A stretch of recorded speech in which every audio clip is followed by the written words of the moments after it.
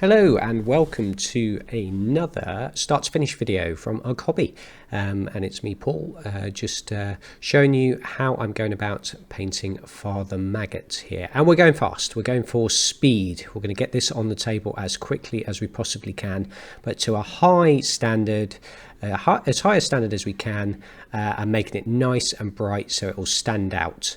So first thing I'm going to do is use my airbrush to do the main part, which is the cloak, the tabard, or whatever you want to call it, on top of my zenithal highlighting. So I went black from below, white from above, and then I've put just a very thin watered down layer over the top of that creamy bone white colour from Vallejo. And as you can see from the model, we've got some good shadows in there and some nice highlights just from going over the top of that and glazing that pale colour over the top. And you can see from his belly there that you can see some shadows already. And then now what we're doing is putting our flesh colour on there, and we're going to make sure that we put a really solid colour down, cover the undershading completely, and make sure that we've got something to work with the flesh that we can then put a simple flesh scheme onto. So this is just sort of the mid-tone of Caucasian flesh colour, and as you can see, just taking my time to make sure I get good coverage, and then I'll very quickly go over the whole thing again, make sure it's nicely covered. I'm not going to be too worried about the feet on this miniature because I'm going to use quite long grass tufts, so actually you won't get to see that much of it. So I won't spend ages doing the furry feet.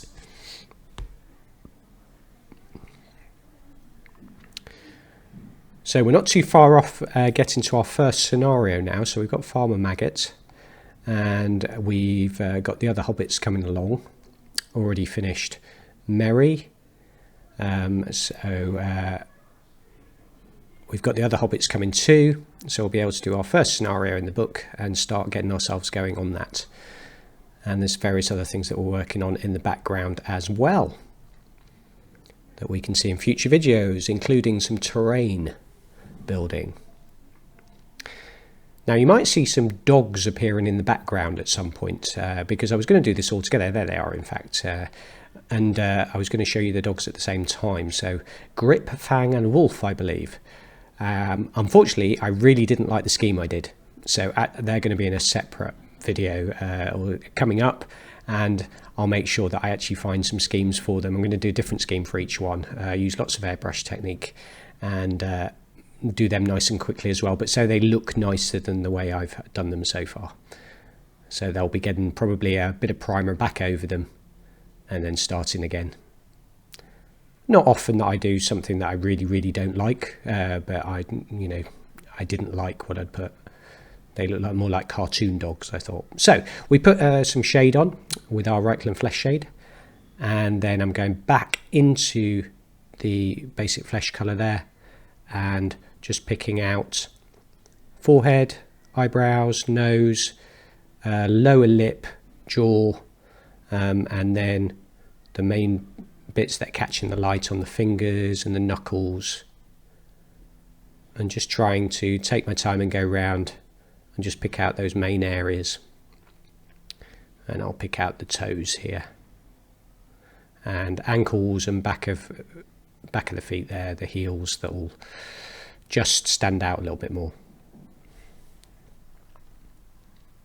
And then the final part of the flesh is just get a bit of the much lighter skin, the pale skin there, and just pick out just some of the main areas.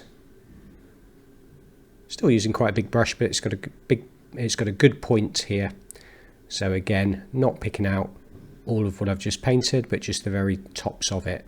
Try and get some contrast between. Remember, this is a tiny miniature, so it might look like I was a bit clumsy there, but remember how small this miniature is.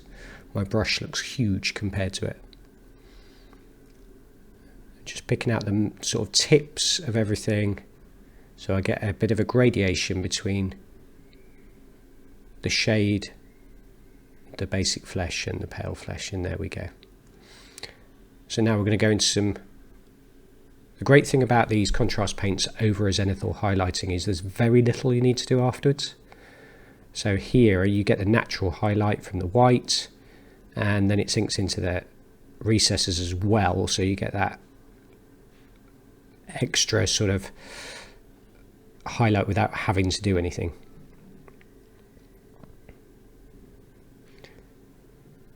And then you can just add a little bit of a highlight or not, just look at the model and see whether you need an extra little highlight or not. But actually I think I choose not to bother with this. I just pick out the main bits. Old hoe here that he's had for many years, old trusty one.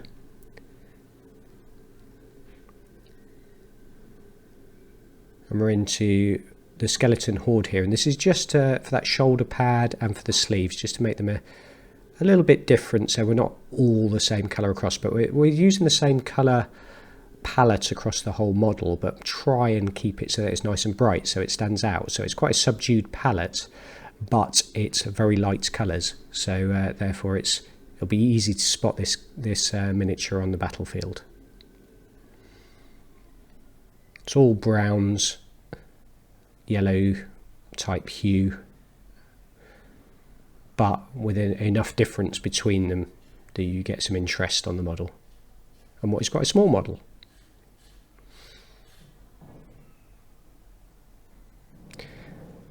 I really like this snakebite leather, especially over the highlighting we've done, because it really does, you get really big contrast between the lightest areas and the darkest areas. And you can see I'm not being fussy, I'm not watering it down, it's just coming straight out of the pot onto the miniature. Some of these are much thicker than others, so that's why you need to sort of just be a little bit careful, and when you use them for the first time, maybe practice with them first, because sometimes you get a much more powerful colour coming on than others. This one can go pretty much directly on, as long as you're not layering it over a sort of very smooth area. It comes out very patchy in that respect, as many of them do. But on these smaller areas where there's different material, that sort of thing, they're very, very good. And you can water it down so you can glaze over the top. So when I say water it down, you put some medium in it, maybe a little bit of water, and then just come over the top of something and you use it as a glaze. And I'm just going to lather this glimmer flesh on here, and this actually, the hair looks like I've spent a long time on it, but because we've got sort of already where the initial airbrush hasn't managed to get into all the recesses, this will immediately give us massive contrast, with the contrast going into the gaps anyway, so we'll have very light areas on the top. So I don't actually need, because he's got lovely curly hair here, reminds me of a young myself, but I was very blonde. Most of it's gone now though. Yeah, very little to do, because it just highlights it itself.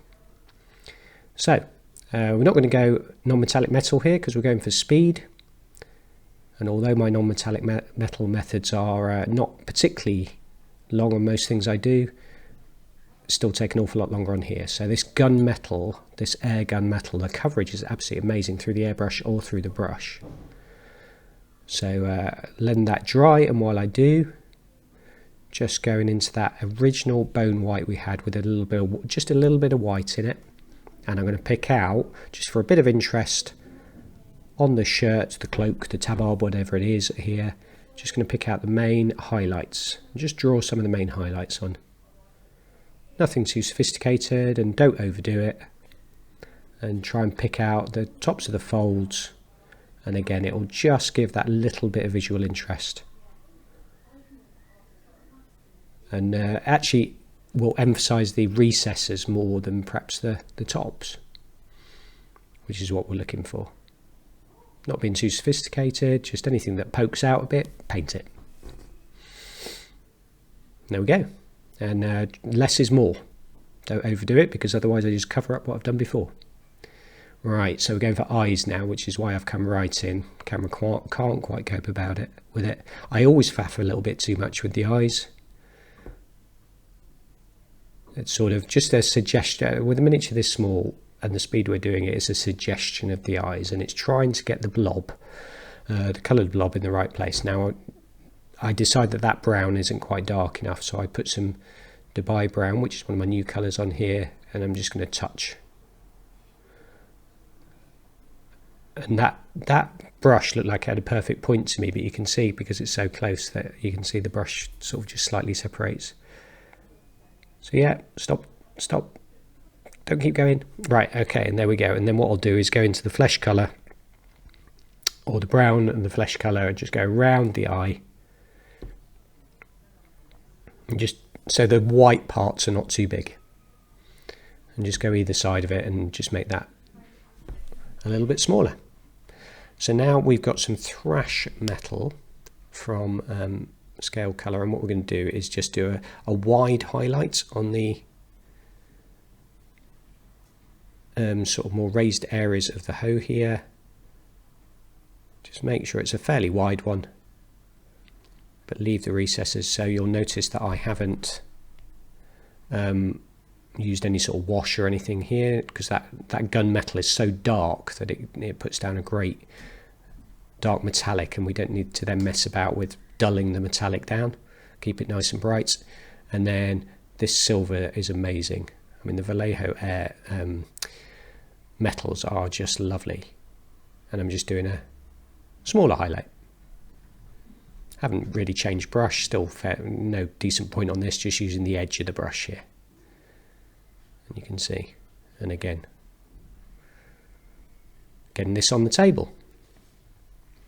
So there we go, that's how done, and that is our miniature complete. And here's Farmer Maggot ready to go on the table. His dogs will be coming along to help him out shortly, and he's going to look nice and bright and be a great miniature. Bye bye everybody.